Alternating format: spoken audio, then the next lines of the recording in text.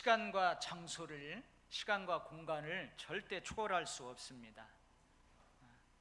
지금 이 시간 내가 여기서 설교하고 있는데 똑같은 시간에 내가 집에 있을 수 없다는 말입니다.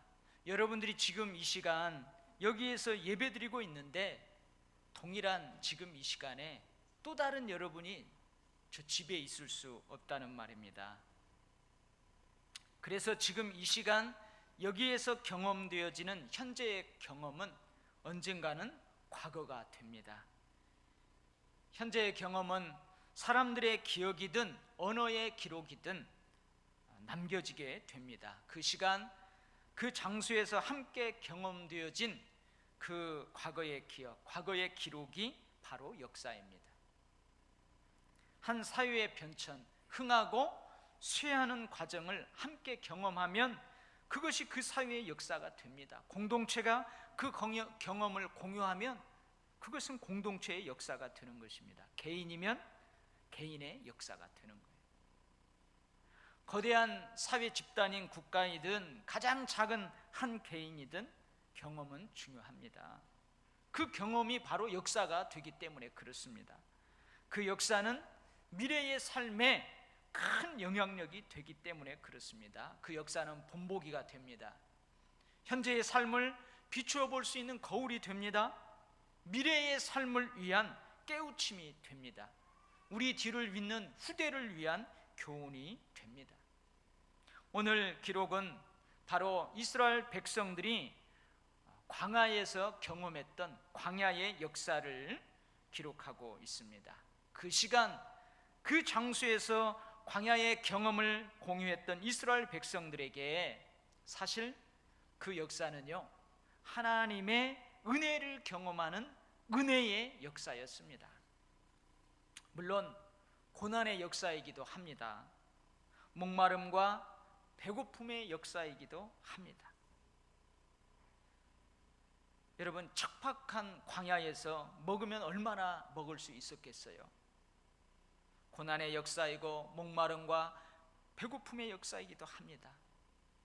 안정된 정착이 보장되지 않는 언제라도 떠나야만 하는 나그네의 역사이기도 합니다. 밤에 추위, 낮에 더위, 잠시 겨우 몸을 쉴 천막, 최소한의 음식과 물, 길의 위험과 주변 민족의 위협, 어쩌면 애굽을 떠난 난민의 역사이기도 합니다. 그런데 그 역사를 함께 경험했던 모세는 은혜의 역사로 기록하고 있습니다. 모세는 고난과 배고픔의 역사, 나그네의 역사, 난민의 역사이기도 한 광야의 역사를 왜 은혜의 역사로 기억하고 있는 것일까요? 왜 은혜의 역사로 기록하고 있는 것일까요? 여러분, 오늘 본문 말씀을 읽으면서 사용되어지고 있는 동사, 주어, 목적어를 찾아보면 왜 은혜의 역사인지 금방 알 수 있습니다.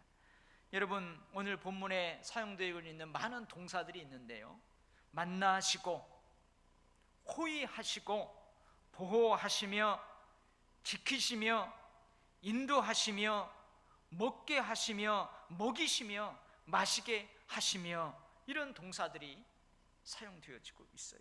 이 동사의 주어가 무엇입니까? 여호와예요. 하나님이에요.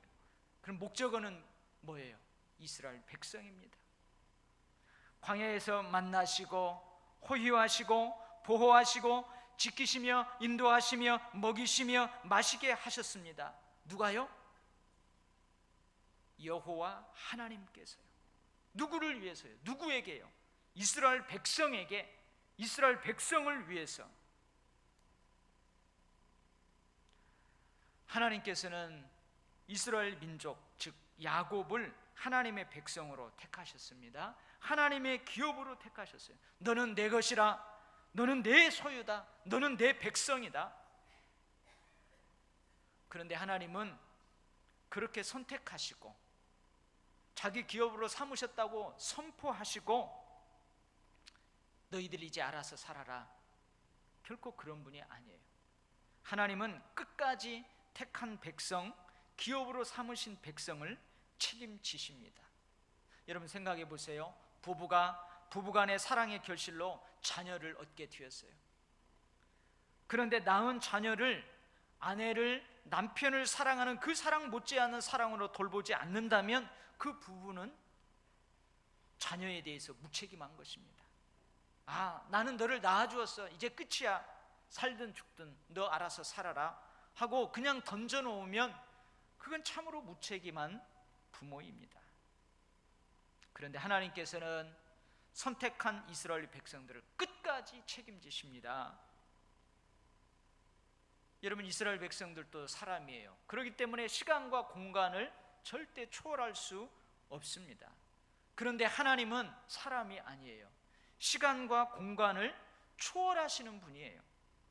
시간과 공간에 얽매일 수 없는 분이에요. 그런 하나님께서 시간과 공간을 절대로 초월할 수 없는 이스라엘 백성들의 역사 속으로 뛰어들어오십니다. 내려오십니다.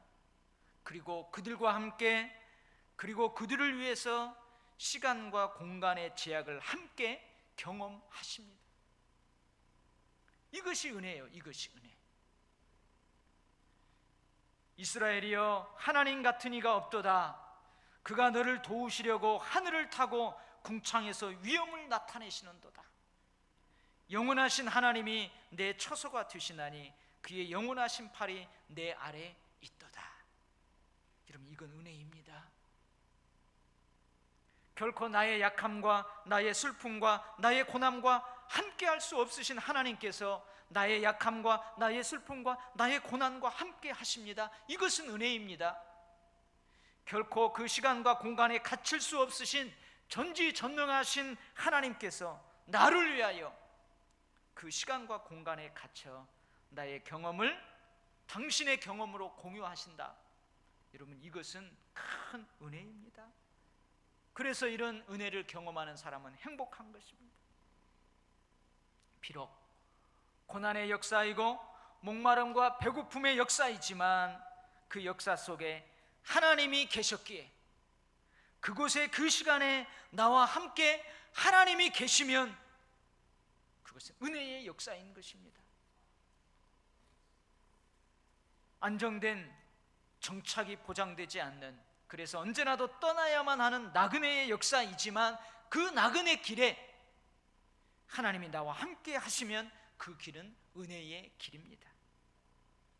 밤에 추위, 낮에 더위, 잠시 겨우 몸을 쉴만한 천막, 최소한의 음식과 물, 짐승과 타 민족의 위협이 상존하는 고달픈 난민의 역사였지만 하나님이 함께 하시면 그것은 은혜의 역사입니다. 사랑하는 성도 여러분, 6개월을 돌아보십시오.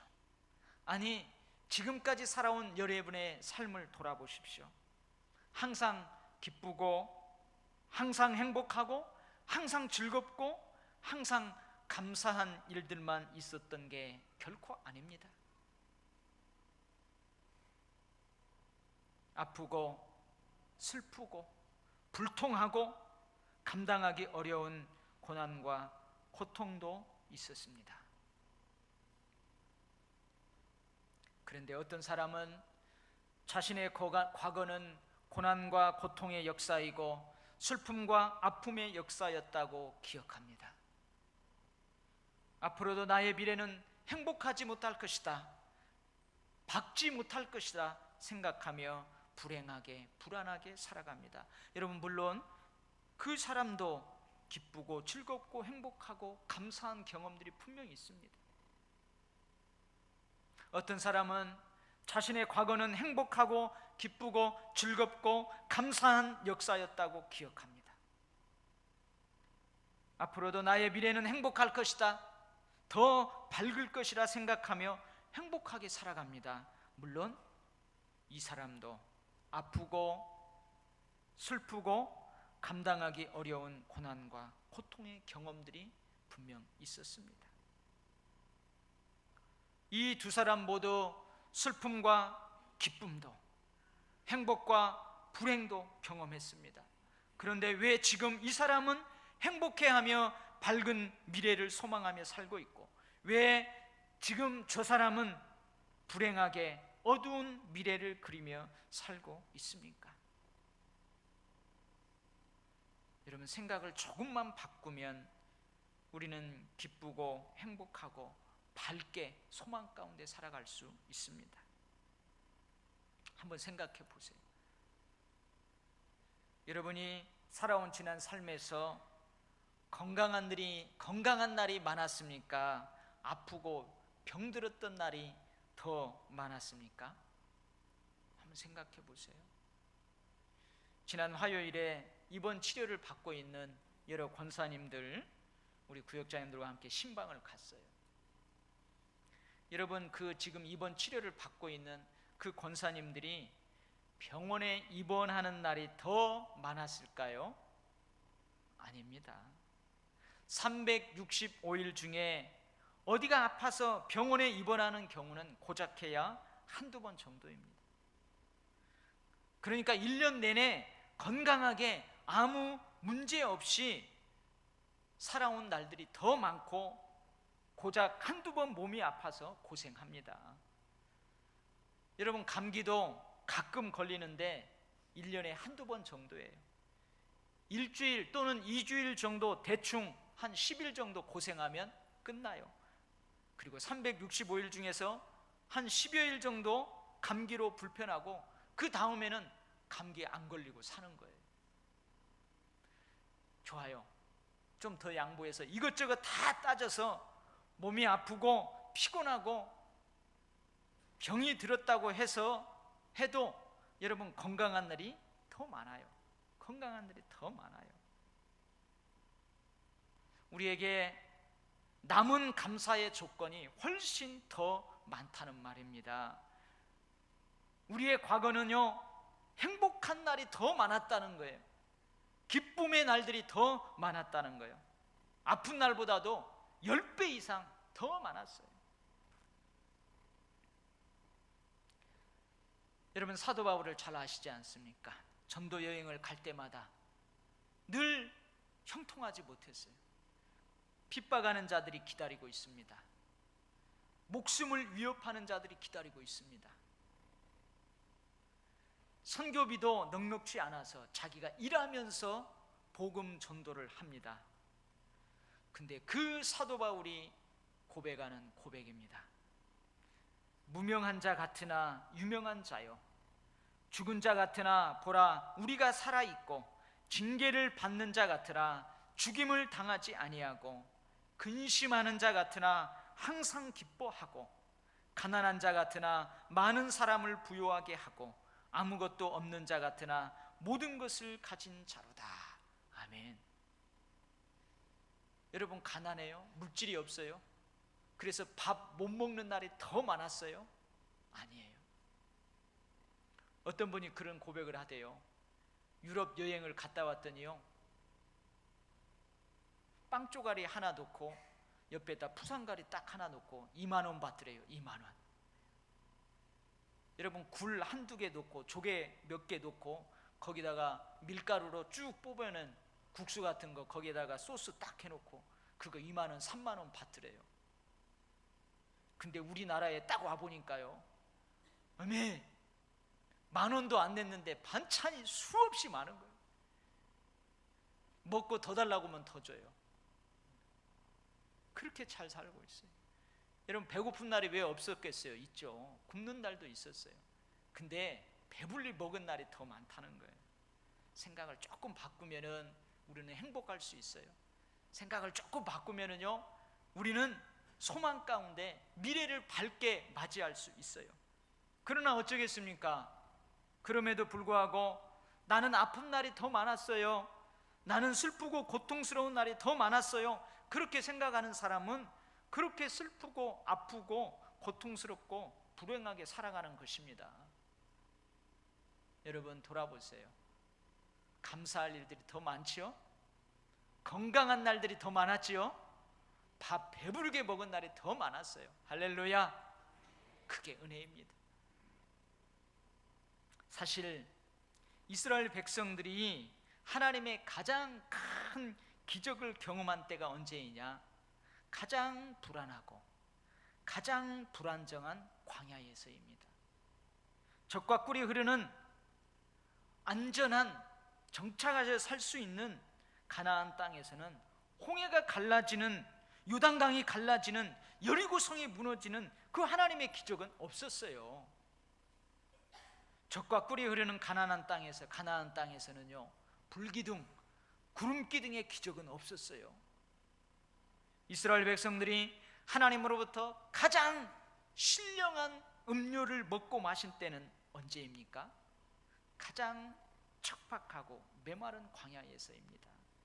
젖과 꿀이 흐르는 가나안 땅에서는요, 바위 틈 그 반석에서 솟아나는 신령한 물은 더 이상 없었어요.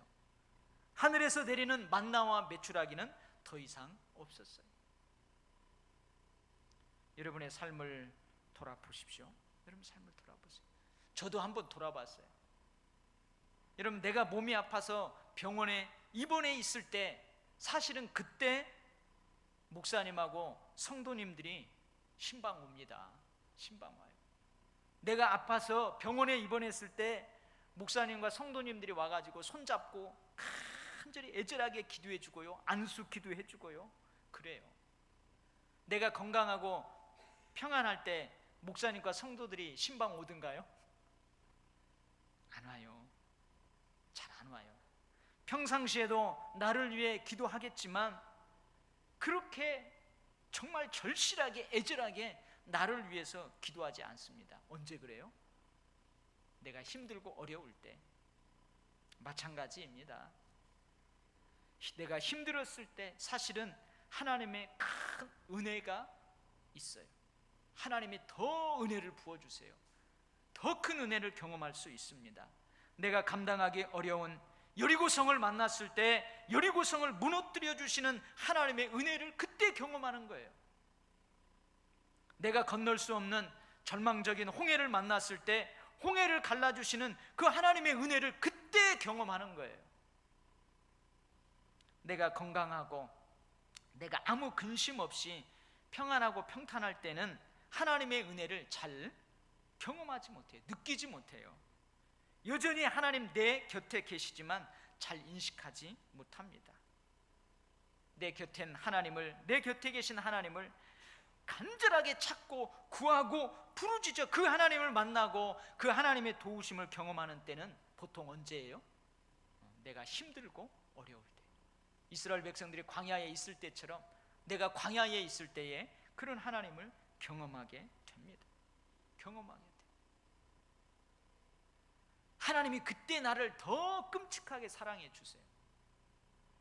여러분, 가끔 하나님께서 나를 보고 눈을 찔끔 감아주셨으면 하는 때가 있어요. 어느 때요? 말씀대로 살지 못할 때, 양심에 찔리는 일을 할 때, 알면서도 점점 하나님으로부터 멀어지는 신앙생활을 할 때, 그때 하나님이 잠깐 눈 감아줬으면 좋겠어요. 모르는 채 해줬으면 좋겠어요. 가끔 주일 예배도 빠지고요, 가지 말아야 될 것도 가끔 가고요, 먹지 말아야 될 것도 가끔 먹고, 그럴 때 하나님 잠깐입니다, 잠시입니다, 좀 못 본 채 해주세요. 막 그리고 자기 마음대로 예배 빠지고 막 가는 거예요. 가지 말아야 될 것도 자기 마음대로 가는 거예요. 먹지 말아야 될 것도 마음대로 먹는 거예요. 그러나 여러분, 곰곰이 한번 생각해 보면 사실은 그럴 때가 더욱더 하나님의 은혜가 필요한 때가 아니겠습니까? 그럴 때 하나님께서 더욱더 그러는 나를 향해서 평강의 얼굴빛, 은혜의 얼굴빛을 비춰주셔야 돼요. 그때가 진짜 하나님의 은혜가 더 절실한 때예요. 불꽃 같은 눈초리로 그럴 때 하나님이 나를 더 지켜주셔야만 됩니다. 더 보호해 주셔야만 됩니다. 아니, 사실은 그런 때 하나님은 더욱더 안타까움을 가지고 나와 함께 하십니다. 나를 호위해 주십니다. 보호해 주십니다. 그런데 문제는 뭐예요? 내가 그것을 인식하지 못하는 것이 문제입니다. 힘들고 어려울 때 나는 인식하지 못하지만 여전히 하나님께서는 나와 함께 계신다는 말이에요. 문제는 인식하지 못하는 나예요. 힘들고 어려울 때 나와 함께 하시는 하나님이 계신데 그 하나님을 인식하지 못하고 주저앉아서 엉엉 우는 그런 때가 있어요. 저는 이런 장면을 떠올릴 때마다 어느 여자 집사님의 꿈 얘기가 늘 떠올라요. 아마 저와 함께 새가족 공부를 하신 분들은 이 이야기를 이미 들었을 거예요. 이 이야기를 하면은 새가족 공부하시는 분들이 눈물을 글썽글썽 하시더라고요. 저도 그 이야기를 할 때마다 눈물이 글썽글썽해요. 여러분들 중에는 이 여자 집사님의 꿈 이야기를 한 번쯤 들으신 분들도 계실 것입니다. 오늘 한 번 더 들으시기 바랍니다. 그리고 이 이야기를 들으면서 여러분의 지난 6개월의 삶을 돌아보시면서 성령님의 또 다른 감동 감화가 있기를 바랍니다. 어느 여자 집사님이 꿈을 꿨대요. 저랑 같이 가요. 앞서가지 말고. 이 이야기 안다고 앞서가지 말고. 어느 여자 집사님이 꿈을 꿨대요. 근데 갑자기 꿈속에서 아주 넓은 해변가가 모래사장이 쫙 펼쳐지는 거예요. 근데 거기에 모래사장에 어떤 때는 두 사람이 함께 걸어가는 발자국이 이렇게 찍혀 있고 어떤 때는 홀로 걸어가는 그 한 사람의 발자국이 찍혀 있더랍니다. 근데 순간 그 발자국이 찍혀져 있는 그 모래사장 해변가가 자기의 과거의 역사와 경험과 오버랩되는 거예요. 가만히 보니 자기가 너무 기쁘고 행복한 때가 있었어요. 너무나 기쁘고 즐겁고 행복한 때가 있었어요. 막 물질도 막 들어오고요, 자식들도 건강하고 잘 되고, 그런 때에는 주님이 나와 함께 걸어간 거예요. 그래서 그 두 사람의 발자국이 있는 거예요. 예수님이, 하나님이, 성령님이 나와 함께 하셨어요. 근데 한 사람의 발자국이 찍혀 있는 그때를 보니까 내가 너무 힘들었을 때, 진짜 고통스러울 때였어요. 당장 이자를 막지 못해서, 당장 월세를 내지 못해서 물질적인 궁핍함으로 이리저리 뛰어다녔던 그때예요. 너무너무 힘들었어요. 정작 하나님이 필요할 그때였어요. 근데 그때는 자기 혼자 그 고난의 길을 걸어가고 있는 거예요.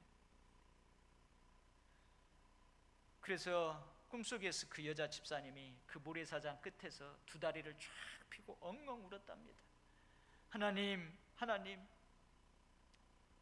나하고 함께 하신다고 하면서 내가 기쁘고 즐겁고 물질적인 넉넉함으로 헌금도 많이 하고 교회 봉사도 열심히 할 때는 나와 함께 즐겁게 춤추며 동행하시고, 정작 하나님이 필요할 때는 왜 나 혼자 걸어가게 내버려 두었어요? 내가 힘들고 어려울 때 왜 하나님은 나 혼자 걸어가게 내버려 두었어요? 어찌 그럴 수 있어요? 하고 엉엉 울고 있어요. 근데 순간 누군가가 와서 자기의 귀에 대다고 속삭입니다. 예수님이에요. 집사야, 집사야, 일어나거라. 슬퍼하지 말거라. 네가 힘들고 어렵고 삶을 포기하고 싶을 때 사실은 내가 너를 업고 걸어갔단다. 그래서 저 발자국은 너의 발자국이 아니고 너를 업고 걸어가는 나의 발자국이었단다.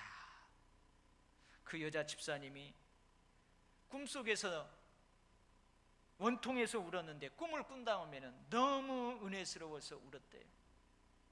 여러분 믿습니까? 우리가 힘들 때일수록, 우리가 병들어 있을 때일수록, 우리가 불통할 때일수록 사실은 하나님이 나와 가까이 계세요. 나를 호위해 주세요. 보호해 주세요. 고개만 돌리면 돼요. 손을 내밀어 붙잡기만 하면 돼요. 근데 사실은 내가 모르는 거예요. 내가 인식하지 못하는 거예요. 사랑하는 성도 여러분, 이스라엘 백성들은요, 광야에서의 하나님의 은혜를 너무 빨리 잊어버렸습니다. 인식하지 못했어요. 하나님의 은혜를 오랫동안 기억하지 못했습니다. 여러분 15절 말씀이 그 말씀이잖아요. 여수론이 기름짐에, 여수론은요 이스라엘의 또 다른 애칭이에요.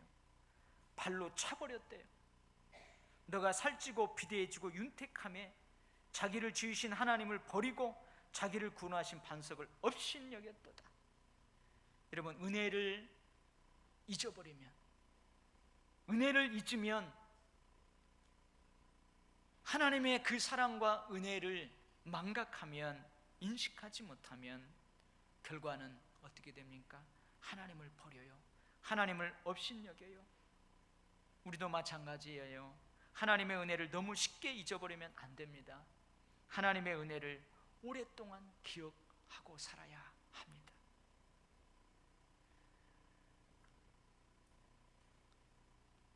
여러분, 어떤 마을에 80 갓 넘으신 할머니 할아버지, 오손도손 사시는 할머니 할아버지가 그 동네에 오래전에 이사를 왔어요.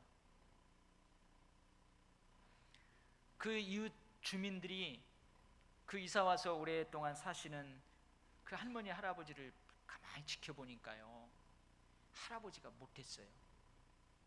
할아버지가 할머니한테 막 함부로 하는 거예요.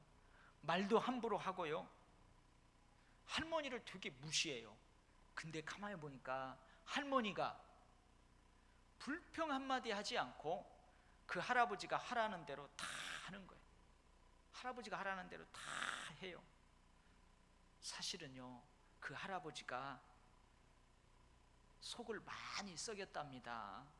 때로는 술주정도 하고요, 때로는요 다른 여자한테 한눈도 팔고요, 많이 속을 썩였대요. 그럼에도 불구하고 할머니가 그 할아버지에게 너무 잘하는 거예요. 이웃 주민들이 봐도 할아버지가 할머니한테 잘하는 것 같지 않아요. 근데 할머니가 너무 잘하는 거예요. 그래서 사람들이 궁금해서 물어봤답니다.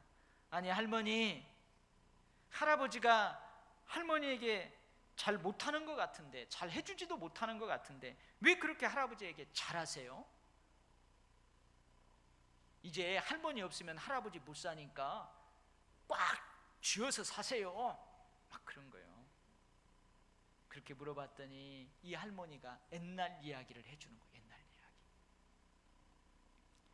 이야기. 17살에 시집을 왔답니다. 17살에. 근데 그때 신랑이 몇 살이었느냐? 15살. 아니 12살. 17살짜리가 12살 꼬마 신랑한테 시집을 온 거예요. 시집을 와서 보니까 기가 막힌 거예요. 신랑은 철이 없지요. 근데 시어머니는 호랭이처럼 어떻게 무서운지, 아이고 내가 이 집에서 어떻게 살거나 걱정이 가득했답니다. 걱정이 가득했대요. 시어머니가 잡아 먹으려고 하는 거예요. 그런데 일이 터지고 말았습니다. 어느 날 장독대에서 간장을 뜨다가 그만 그 간장똥을 깨버린 거예요. 그래가지고 그 뚜껑을 열다가 잘못해갖고 부딪혀갖고 그 간장독에 금이 가가지고 간장이 줄줄줄줄 새는 거예요.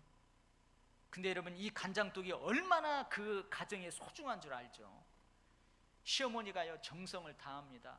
그 위에 시어머니가 담아놓았던 그 간장독 물려받은 거예요. 대대로 물려받는 거예요. 3, 4년 아니 10년 20년 그거 계속 물려받은 거예요. 그니 여러분 어떡하겠어요? 그 집에 소중한 시어머니가 애지중지하는, 근데 시어머니가 호랭이 같아요.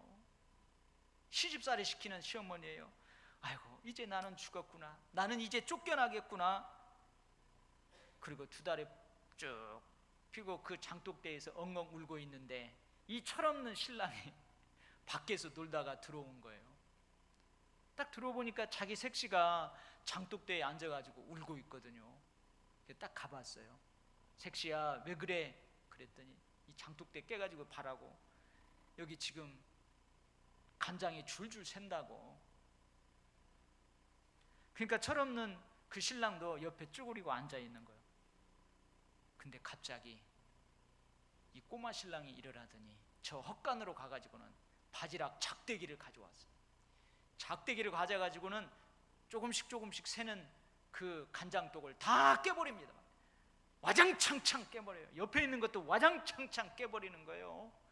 그러니까 방에 있던 시어머니가 아이고 이게 무슨 소리냐 하고 뛰어나와서 보니까 아이 철없는 자기 아들이 그 소중한 간장독을 깨고 있는 거예요. 그래서 시어머니가 그 다른 작대기를 들고는 너 이 녀석 이게 어떤 장독된 줄 알고 간장독인 줄 알고 깼냐 하고 막 두드려 패려고 하고 신랑은 도망가고 그랬다는 거예요. 여러분, 이런 남편한테 어떻게 하겠어요? 철이 없는 줄만 알았는데 마누라를 보호하려고 놀러 와서 보니 마누라가 장독대를 깼거든요. 울고 있는 마누라가 불쌍해서 자기가 대신 깬 것처럼 그리고 매를 다 맞아 주었어요. 그래서 결국 쫓겨나지 않고 그 위기를 넘겼다는 것입니다. 그래서 남편에게 그렇게 잘하게 되었다는 거예요. 때로는 남편이 보기 싫을 때도 있었대요. 정말로 미운 짓을 해가지고 꼴 보기 싫을 때가 많았대요.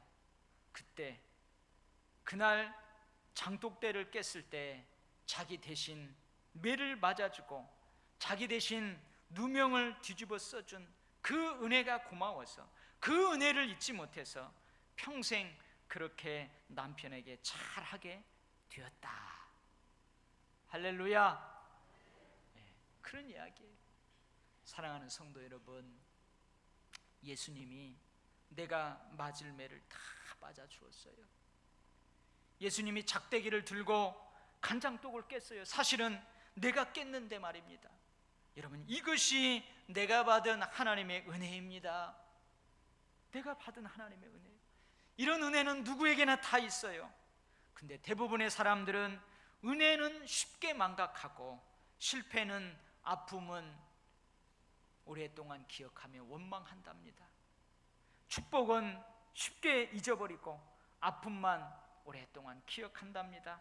급할 때, 병들었을 때, 어려울 때는 하나님을 찾고 잘 될 때, 행복할 때, 배부를 때에는 하나님을 잊고 살아가기가 쉽답니다. 오늘 송구 영신 예배를 드리고 지금까지 6개월을 살아왔고 이제는 그 송구 영신 예배를 내다보며 앞으로 6개월을 살아갈 사랑하는 우리 도율교회 성도 여러분, 절대 은혜를 잊지 마시기 바랍니다. 하나님의 은혜를 잊지 마시기 바랍니다. 사실 내가 힘들고 어려울 때 하나님은 더 나에게 가까이 있었어요. 하나님은 절대 시간과 공간에 제약받을 수 없는 분이에요. 근데 그 나의 시간과 공간 속으로 하나님이 뛰어 들어오셨어요. 그래서 나와 함께 하셨어요. 이것이 은혜입니다. 여러분, 이 은혜를 기억하고 남은 6개월도 행복하게 기쁘고 즐겁게 감사하며 그렇게 살아가시기를 주의 이름으로 축원합니다. 아멘. 기도하겠어요. 하나님 아버지, 오늘은 이스라엘 백성들의 광야의 역사를 통하여 우리의 지난 과거의 역사를 비추어 봅니다. 우리도 고난과 배고픔과 목마름의 역사였다고 고백할 수도 있고 은혜의 역사였다고 고백할 수도 있습니다. 하나님의 은혜였습니다. 사무엘이 여기까지 인도해 주신 하나님, 그리고 거기까지 또 인도해 주실 하나님 고백하며 에벤에셀의 제단을 쌓았던 것처럼 오늘 우리도 이 예배를 은혜의 제단으로 쌓아 하나님 앞에 봉헌합니다. 주님, 우리의 눈물도 우리의 안타까움도 받아 주시옵소서. 우리의 감사와 우리의 기쁨과 우리의 행복도 이 시간 받아 주옵소서. 그래서 오늘 올해 남은 6개월은 더 풍성하게 하시고 더 행복하게 하시고 더 힘있게 달려가게 그렇게 역사하여 주시옵소서. 모든 영광 주께 올려드리며 예수님 이름으로 기도하옵나이다. 아멘. 우리 찬송